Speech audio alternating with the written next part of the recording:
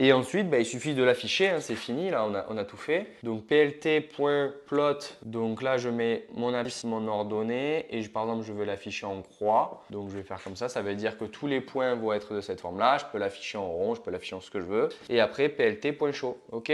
Voilà les taffeurs, hein, c'est pas si dur que ça.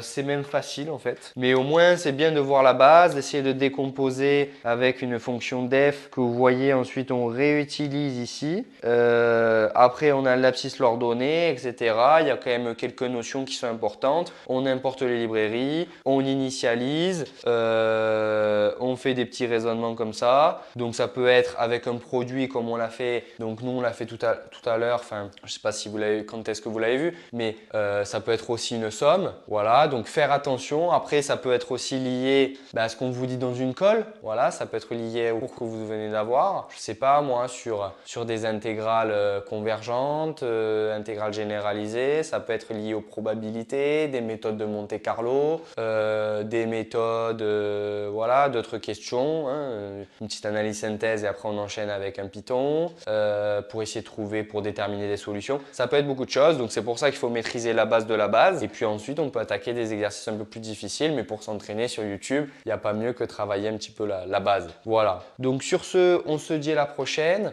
N'hésitez pas à passer sur notre site Prépa chez toi, voilà, et prendre un rendez-vous avec nous si vous avez envie de découvrir davantage. En tout cas, on se dit à la prochaine. Et puis voilà, bossez bien et bon courage pour vos concours et vos apprentissages. Allez, à la prochaine. Ciao, ciao!